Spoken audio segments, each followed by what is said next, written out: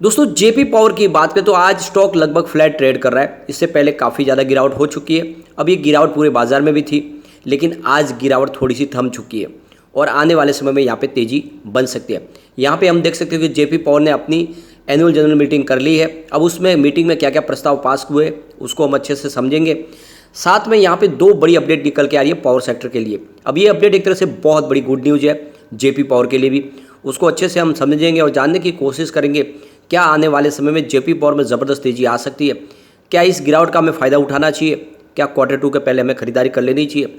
बहुत सारी बातें जिसको इस वीडियो के माध्यम से समझेंगे। जेपी पावर की परफॉर्मेंस को भी देखेंगे और आने वाले समय में थर्मल पावर प्लांट का क्या भविष्य हो सकता है, इन सारी बातों को इस वीडियो के माध्यम से अच्छे से समझेंगे।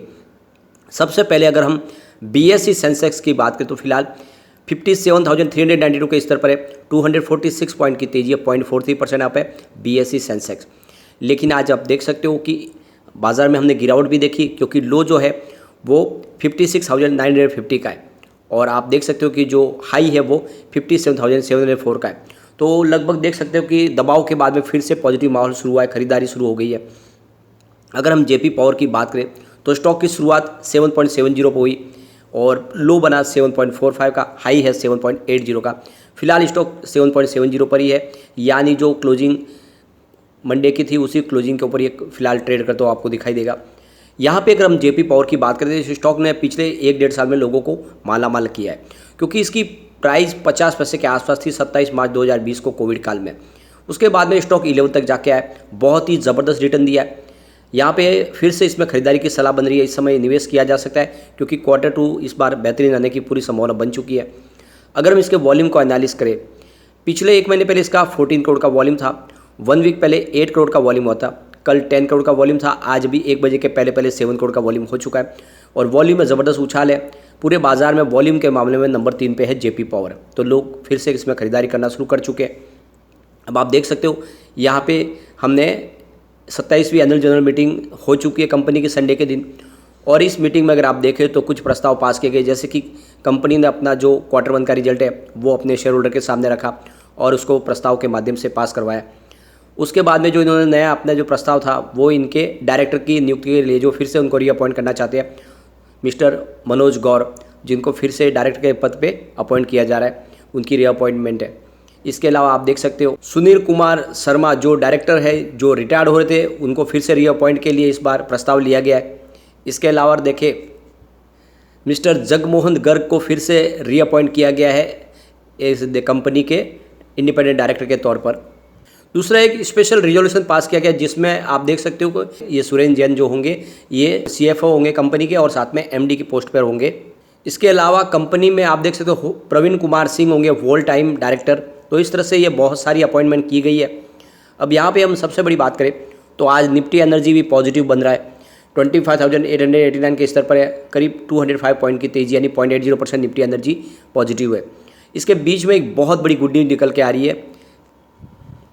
पावर मिनिस्ट्री की तरफ से बड़ा बयान निकल कर आया है। पावर मिनिस्ट्री का कहना है कि आने वाले समय में हम कोल फायर्ड प्लांट की कैपेसिटी को और बढ़ाने जा रहे हैं, यानी उनका कहना है कि 2030 तक करीब 56 गीगावाट की कोल फायर कैपेसिटी को और ऐड किया जाएगा। यानी जिस तरह से डिमांड बढ़ रही है उसको पूरा करने के लिए फिलहाल कोल फायर्ड प्लांट की जरूरत पड़ेगी। यानी आप देख सकते हो कि थर्मल पावर प्लांट और बढ़ाए जाएंगे। सरकार ने ये अपनी तरफ से मंशा साहब जाहिर कर दी है। उनका कहना है कि भले ही हम 500 गीगावाट का जो लक्ष्य लेके चल रहे हैं रिन्यूएबल एनर्जी के लिए, लेकिन फिर भी जिस डिमांड को जिस तरह से बढ़ रही है उसको पूरा करने के लिए हमें कोल बेस्ड पावर प्लांट को भी आगे बढ़ाना होगा। यहाँ पे देख सकते हो कि करीब जो 25% का जंप देखने को मिल रहा है, 204 गीगावाट का कोल बेस्ड पावर प्लांट के जनरेशन में कैपेसिटी में बढ़ाई है। ये कैपेसिटी को आगे भी बढ़ाते रहेंगे। यहाँ पे आप देख सकते हो कि राजकुमार सिंह जो हमारे मिनिस्टर हैं उनकी तरफ से बयान दिया गया कि हम भले ही रिन्यूएबल एनर्जी को प्रमोट कर रहे हैं, ये हमारा पहला सबसे बड़ा लक्ष्य है, लेकिन उसके बावजूद हम अपने जो ग्रोथ है उसको भी कम नहीं करना चाहते और इसके लिए हम किसी भी तरह से कोई कंप्रोमाइज़ करने को तैयार नहीं। जिस तरह से पावर की जो डिमांड बढ़ेगी उसको पूरा करना होगा। तो ऐसे में कोल बेस्ड पावर प्लांट को भी हम प्रमोट करेंगे, उनकी कैपेसिटी को भी बढ़ाएंगे। तो एक तरह से जो बातें बार बार निकल के आ रही थी कि आने वाले समय कोल बेस्ड पावर प्लांट बंद हो जाएंगे, कम हो जाएंगे, ये सारी की सारी बातें यहाँ पे धरी रह जाती है। जब सरकार की तरफ से कहा जा रहा है कि आने वाले समय कोल बेस्ड कैपेसिटी को बढ़ाया जाएगा।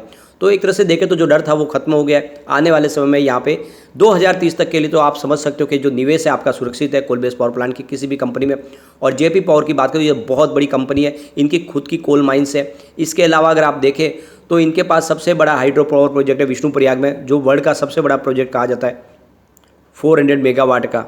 तो कुल मिला के आप देख सकते हो कि आने वाले समय में जितने भी कोल बेस्ड पावर प्लांट है उनके लिए कोई भी तकलीफ की बात होने वाली नहीं। आने वाले समय में यहाँ पे और पॉजिटिव संभावना बनेगी।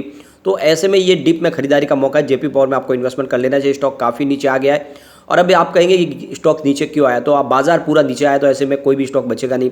ऊपर के लेवल से BSE सेंसेक्स में हमने देखा है 3500 पॉइंट की बड़ी गिरावट हो गई है। अब इतनी बड़ी गिरावट में कोई भी स्टॉक तो नीचे आएंगे ही और यही खरीदारी का मौका बन रहा है। लेकिन बाजार में फिर से पॉजिटिव माहौल बनना शुरू हो चुका है।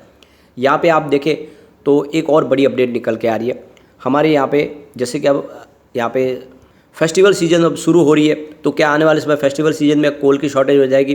तो कोल मिनिस्ट्री की तरफ से कहा गया है कि इस बार हमारी इस फेस्टिवल सीजन में किसी भी प्रकार की कोल की शॉर्टेज नहीं होगी। हमारे पास प्रचुर मात्रा में कोल है, स्टॉक में है और इसलिए हमने पूरी व्यवस्था करके रखी है। तो आने वाले समय में कोल स्टॉक में कोई भी प्रॉब्लम नहीं होगी और जितना कोल चाहिए उतना हम सप्लाई करेंगे। तो कुल मिला के आने वाले समय में पावर कट की प्रॉब्लम नहीं होने वाली इस सीजन में। यहाँ पे अगर हम देखें तो जेपी पावर का Q2 जल्दी हमारे सामने होगा, लेकिन उसके पहले अगर हम आंकड़े देखें तो बहुत ही ज़्यादा उत्साहवर्धक है। पिछले एक साल के जून 2021 में अगर देखें तो इनका जो रिवेन्यू था वो 915 करोड़ रुपीज़ का था। सितंबर में 902 करोड़ रुपीज़ का रिवेन्यू, दिसंबर में रिवेन्यू बढ़कर 1401 करोड़ रुपीज़ तक पहुँच गया था। मार्च में 1406 करोड़ रुपीज़ का रिवेन्यू और जून में रिवेन्यू में हुई ज़बरदस्त बढ़ोतरी, करीब 1820 करोड़ रुपीज़ का इनको रिवेन्यू मिला। यानी पिछले एक साल में देखें तो जून से जून में रिवेन्यू दुगुना हो चुका है। और जिस तरह से रिवेन्यू बढ़ा है इस बार आंकड़े और भी शानदार हो सकते हैं, उत्साहवर्धक हो सकते हैं। तो बाद में तेज़ी आएगी, इसको कोई रोक नहीं पाएगा। अगर हम इनके प्रॉफिट लॉस को देखें, जून 2021 में 4.34 करोड़ रुपीज़ का प्रॉफिट था, सितंबर में 1.42 करोड़ रुपीज़ का लॉस हुआ, दिसंबर में 107 करोड़ रुपीज़ का प्रॉफिट हुआ, मार्च में फिर से 2.27 करोड़ रुपीज़ का लॉस हुआ। इसके पीछे वजह थी कि कोल की प्राइस बढ़ गई थी, इनपुट कॉस्ट बढ़ने की वजह से लॉस हुआ था। लेकिन जून क्वार्टर में कंपनी को बम्पर मुनाफा हुआ, करीब 242 करोड़ रुपीज़ का बड़ा मुनाफा। और ये प्रॉफिट और रेवेन्यू जो बढ़ा है ये इशारा है कि आने वाले समय में बहुत ही ज़बरदस्त तेज़ी हमें आती हुई दिखाई दे सकती है जेपी पावर में। तो Q2 के पहले डिप में खरीदारी का ये बिल्कुल सही मौका है। नज़रिया लॉन्ग टर्म का लेके चले, शॉर्ट टर्म के लिए बिल्कुल इन्वेस्टमेंट न करें। एक बार हम इसके फंडामेंटल भी चेक कर लेते हैं। फिलहाल मार्केट कैप 5215 करोड़ रुपीज़ का है, इसकी करंट प्राइस 7.61 की, इसका लो 4 का है 52 वीक का और हाई है 11 का। स्टॉक का P 15.1 है, बुक वैल्यू इसकी 9.61 की है। ये आपको खास ध्यान रखना है, अपनी बुक वैल्यू से अभी भी आपको बहुत नीचे मिल रहा है। इसका ROC 7.41% है, इसका ROE 1.64% है और फेस वैल्यू 10 की है। तो आप देख सकते हो कि ये फंडामेंटल काफ़ी अच्छे है। अब पिछले 5-6 साल की इसकी अगर परफॉर्मेंस हम देखें, 2016 की बात करें तो जेपी पावर ने 43.97% का निगेटिव रिटर्न दिया। इस दौरान अगर BSE स्मॉल कैप की बात करें तो 1.77% का इसने पॉजिटिव रिटर्न दिया था और BSE पावर इंडेक्स ने 1.53% का पॉजिटिव रिटर्न दिया था। तो आपको 2016 का लूजर जेपी पावर दिखाई देगा। 2017 की बात करें तो जयप्रकाश पावर वेंचर्स ने 139% का ज़बरदस्त रिटर्न दिया। इस दौरान BSE स्मॉल कैप में 59.64% की हमने तेज़ी देखी और BSE पावर इंडेक्स ने 19.83% की तेज़ी दिखाई। तो 2017 का विनर आपको जेपी पावर दिखाई देगा। 2018 की बात करें तो 77.72% का निगेटिव रिटर्न दिया जेपी पावर ने और BSE स्मॉल कैप 23.41% यहाँ पे डाउन रहा और यहाँ पे BSE पावर इंडेक्स करीब 15.98% गिरा। तो यहाँ पर भी लूजर आपको जेपी पावर ही दिखाई देगा। 2019 की अगर हम बात करें तो जेपी पावर ने 26.19% का निगेटिव रिटर्न दिया। इस दौरान BSE स्मॉल कैप ने 6.85% का निगेटिव रिटर्न दिया और BSE पावर इंडेक्स ने 3.65% का निगेटिव रिटर्न दिया। तो 2019 का लूजर भी आपको यहाँ पे जेपी पावर दिखाई देगा। अब 2020 की बात करें तो जेपी पावर ने 100% ज़बरदस्त रिटर्न दिया और यहाँ पे BSE स्मॉल कैप करीब 32.11% दौड़ा और यहाँ पे BSE पावर इंडेक्स 7.05% दौड़ा। 2020 का विनर आपको जेपी पावर दिखाई देगा। 2021 की बात करें तो जेपी पावर ने 87.88% का पॉजिटिव रिटर्न दिया। इस दौरान BSE स्मॉल कैप 62.77% दौड़ा और BSE पावर इंडेक्स 68.84% दौड़ा। तो यहाँ पर भी आप देख सकते हो कि जेपी पावर ही विनर दिखाई देगा। तो 2020 से जेपी पावर के प्रदर्शन में हमें एक बहुत बड़ी तेज़ी दिखाई दे रही है। कुल मिला के यहाँ पे निवेश किया जा सकता है। काफ़ी शानदार ये आंकड़े हैं और जिस तरह से कंपनी का प्रदर्शन जारी है आने वाले समय डेफिनेटली आपको अच्छा रिटर्न देखने को मिल सकता है। इसके अलावा अगर हम देखें तो पिछले 10 साल में इसके सेल्स और प्रॉफिट के आंकड़े में भी काफ़ी उछाल देखने को मिल रहा है। जो आप देख सकते हो कि यहाँ पे 10 ईयर के हिसाब से 11% था इनका सेल्स जो 5 ईयर के हिसाब से आपको अप डाउन देखने को नहीं मिलेगा। 3 ईयर के हिसाब से 6% था, इस TTM वो 52% पहुंच गया।